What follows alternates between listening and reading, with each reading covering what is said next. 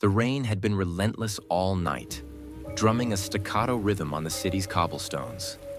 Derek Abraham Blaine, trench-coated and trilby-topped, peered through the smoke curling from his cigarette, his eyes narrowing as the street lamps flickered in the oppressive gloom of a New York night. Blaine's office was tucked away in a seedy part of town, an old brick building that had seen better days. Inside, it was dimly lit by a single desk lamp, casting long shadows across the room. War medals from the Great War adorned the walls, silent reminders of a past that refused to let go. His service in the trenches had honed him into a sharp instrument of survival and resilience, skills that now served him well in his new line of work. He was a detective, but not the kind that chased down cheating spouses or petty thieves.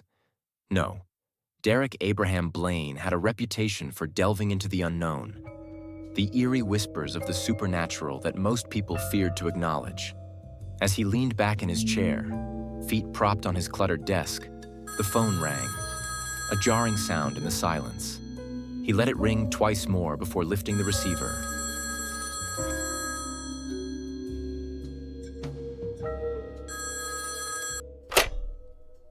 Blaine Investigations, He said, his voice a gravelly rumble. Mr. Blaine, I need your help.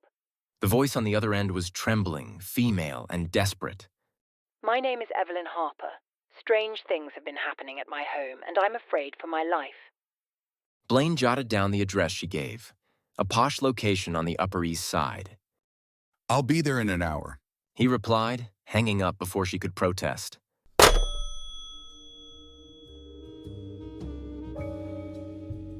Hello again. If you're enjoying this story, please consider subscribing. It will help me greatly deliver more stories of more variety. We will now return to the adventures of Detective Blaine. Pulling his trench coat tighter, Blaine left his office and stepped into the rain-soaked streets. The city seemed alive with secrets, shadows flitting just out of sight, the air heavy with the scent of damp asphalt and mystery. He started his Ford Model Y, the engine growling to life as he navigated the journey uptown, a blur of neon lights and dark alleyways. Evelyn Harper's home was an imposing brownstone, its grandeur marred by the air of neglect that clung to it. She met him at the door, her pale face framed by dark curls, eyes wide with fear. Come in, Mr. Blaine. I don't know where else to turn. It started with strange noises, footsteps in the attic, whispering in the walls. But now I see things. Shadows that move on their own, objects that vanish and reappear. Blaine surveyed the room, noting the flickering lights and the chill that seemed to seep from the very walls. I'll need to take a look around. He said. There's always an explanation, though it's not always the one we expect. As he moved through the house, Blaine's combat-honed senses were on high alert. In the attic, he found dusty old furniture and cobwebs, but nothing that explained the noises. In the basement, a peculiar coldness lingered, and his breath misted in the air. Returning to the parlor, he found Evelyn pacing nervously. There's something here, Mr. Blaine. I can feel it. He nodded, his mind working through the possibilities. Tell me about the history of this place. Sometimes the past has a way of lingering. Evelyn hesitated, then began to speak. This house belonged to my great-uncle, Victor Harper. He was a man of many secrets, obsessed with the occult.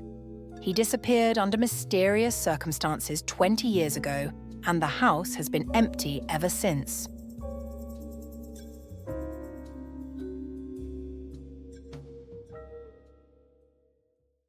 Blaine's interest peaked. The occult, you say? That's a clue. I'll need to do some research. He spent the next few days delving into old records and talking to local historians. What he uncovered was a tale of madness and dark rituals, Victor Harper's descent into forbidden practices that had left a stain on the very fabric of the house. Armed with this knowledge, Blaine returned to the brownstone one stormy night. Evelyn greeted him, her anxiety palpable. What did you find, Mr. Blaine? Your great-uncle dabbled in things best left alone. His experiments opened a door, and something came through. It's still here, feeding off the fear and energy. Blaine set about preparing a counter-ritual, using ancient texts and protective symbols. As he worked, the house seemed to come alive with malevolent intent.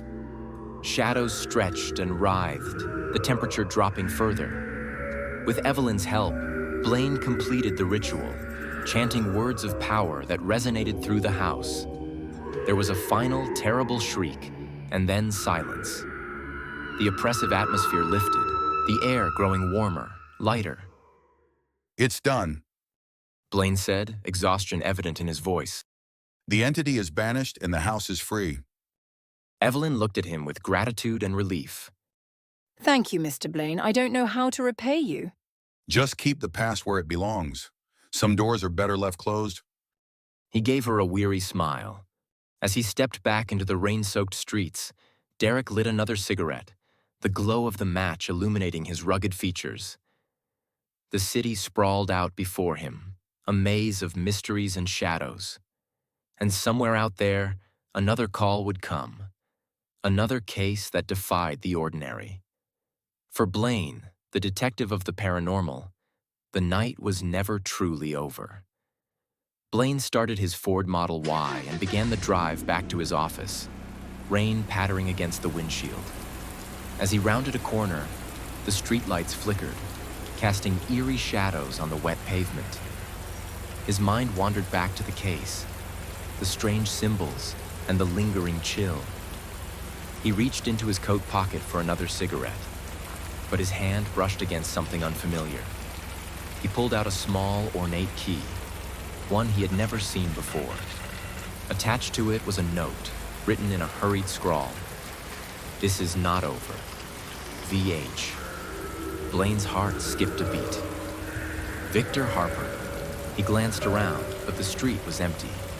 The rain fell harder, a curtain of water obscuring his view. As he drove off into the night, a sense of unease settled over him. Somewhere in the depths of New York, a new mystery awaited, one that would challenge everything he thought he knew about the supernatural. And Derek Abraham Blaine, detective of the paranormal, knew he would have to face it head-on. I hope you enjoyed part 1 of my story.